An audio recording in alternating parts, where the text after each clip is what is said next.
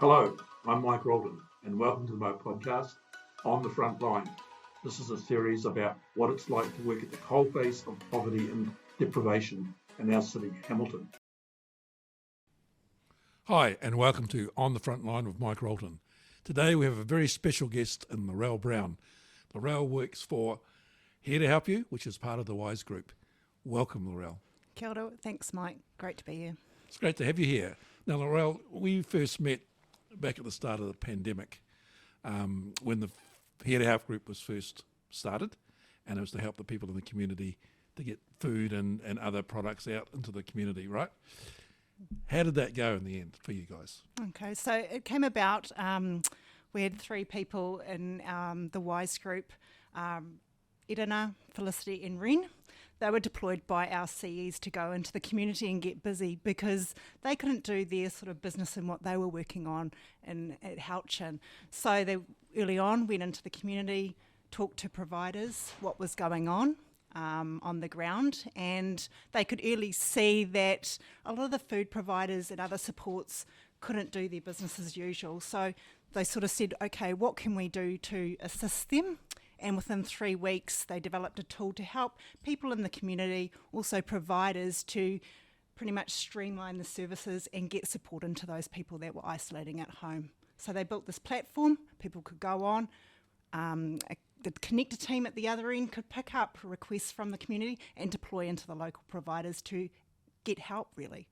Yeah, I know that from our point of view, I had a big team on here supplying food, and we had 5 lines in and 70 to 90 calls a day, and we couldn't manage everything. So when you guys came along and could screen some of those calls for us, it was really helpful in us organising ourselves to be able to get out to the people who really needed help. And it taught us a lot about systems and how we should operate in the future. Yeah, because we knew too that a lot of people in the community knew a lot of the providers, and everyone was going there. So what we could do was really see what support were closest to people's houses, who could do what. We could see the capacity, the status of the providers, and you guys keeping that updated at your end. We could manoeuvre anyone into the different providers that could provide that support at the right time for people.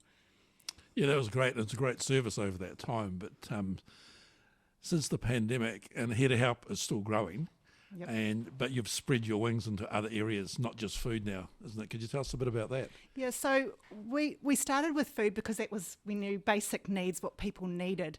But from there, from the conversations we were having with people were needing mental health support, they were needing employment support, budgeting services, someone to talk to. You know, there were a whole lot of needs there. So what we did was look at other providers in the community who could support.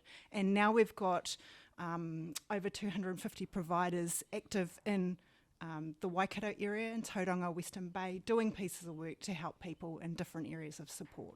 Yeah, I know that you've spread your wings. You've well done in the Western Bay, Bay of Plenty. Plus, I think you're in Tokoroa. Yes, we're we're proud to be in supporting people in Tokoroa and South Waikato. So now we're all in the whole of the Waikato area. So over the time, I know that you've started with Here to Help You as a team leader or something like that, but now you've developed your skill level to such a point where you're now quality training and workshop development. Yep. Tech. What does that actually mean? Okay, so originally I started as one of the original connectors, doing the work, talking to the people, then moved into the team leadership role to support all the team of connectors on the ground. And now, quality training, workforce development. So I look at the quality of the service, our service delivery, anyone that comes in to work for Here to Help You, also train them on the system so that they know what they're doing, how to screen the calls, what we want to capture, and also development also is around the education of staff. So making sure that the staff have education, especially when we're talking with people with with different diagnoses or abilities. We want to make sure that they're equipped to be able to take those calls and manage them. So I'm looking at the education for now for staff is really, really important. That's great. And we've noticed at Vinnies that in recent times, the demands have not gone away. They've actually increased, especially in our food space where we have several operations operating.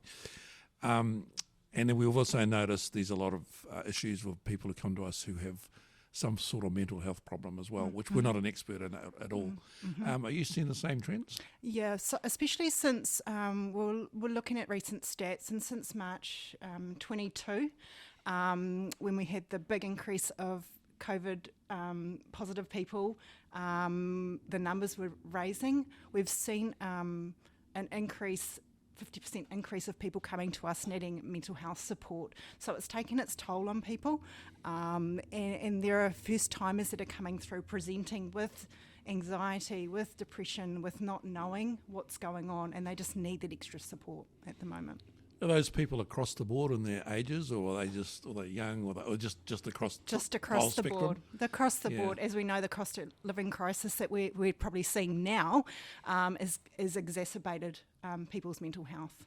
Yeah, I know, and of course the resources to assist those people are not fully there at the moment. Yep. So that helps accelerate the problem, I guess, for people. Yeah, we're also seeing, we've got a team that we work closely with, a Community Connections team, a DHB team that are based, come out of emergency at a hospital. They're triaging people, and they can now do referrals to us to get them people support. It might be food, it might be other supports to alleviate some of the pressures there, and also into primary supports and mental health, services that are in Hamilton, we can put into those services as well.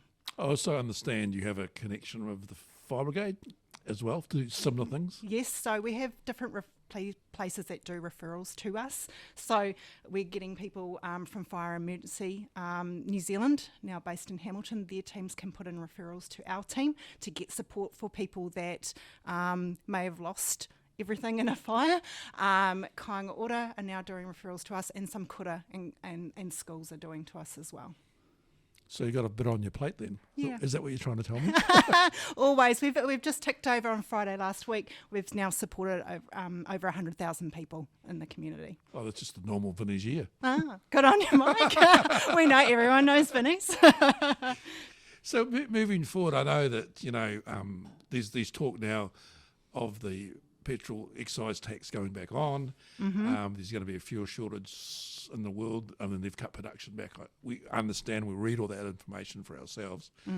That should have a major impact on what we do. Oh, yes. I mean, our numbers, we're still averaging over 100 requests a day. 75% of them are people that are in the community. Just in general, we also help with the self-isolation space, but it's the same people are coming through needing a bit of support, but we've got now new people that we know that they're first time presenting, they've never asked for help, and we want to take away the whakamara from our system to be able, that people can ask for help. So we're definitely getting first time people coming through. They might have to fix their car, casual contracts, they haven't been able to work, anything will push them over the edge and needing support. Yeah, we're finding the same. I think first timers coming to our food bank has increased to about 35% this year. Yeah. And it's really sad because a lot of them apologise for actually having to use the service. Yep. And I know it's really difficult for Kiwis to ask for help anyway. Yep. But this has just pushed them towards that door. They've got no other choice. And sometimes they leave it a wee bit late and to ask for help. And by then they have multiple problems, not just the original problem. What about Christmas coming up this year? It's going to be tough, right? Yes. Really tough. Yes. And so we expect, from Vinnie's point of view, we're expecting an influx for food. Hopefully we've started our toy run again this year. We haven't had it for a couple of years. So we've already had requests for toys already. What are you seeing at your end in regards to Christmas? Well, enough to say about the toy run. We've had people that know about it have come through, starting to ask us already about the toy runs in the community. We had this last year. Very early, people are having conversation, thinking about Christmas. We're starting to see that. The discussions is more around that, is being able to provide a good Christmas for families. We know the emergency hotels, those sorts of situations. There's a lot going on, and people are not seeing sort of the way out to Christmas at the moment. Yeah.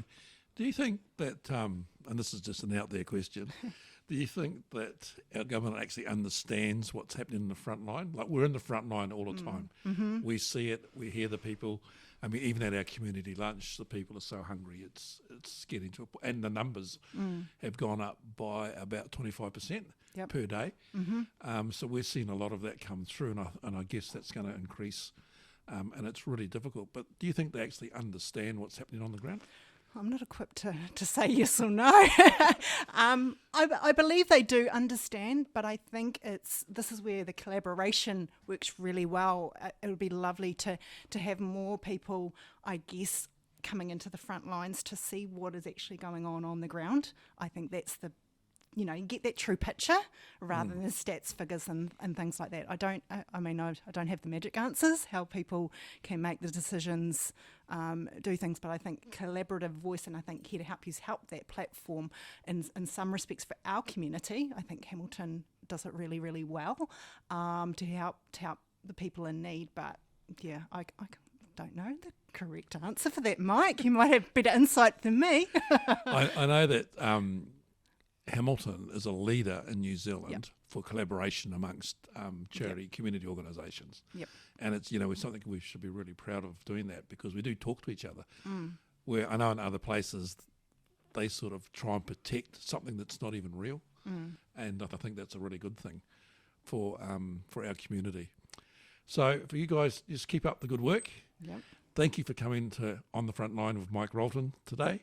And it was lovely to see you. Thank you very much. Thanks, Mike.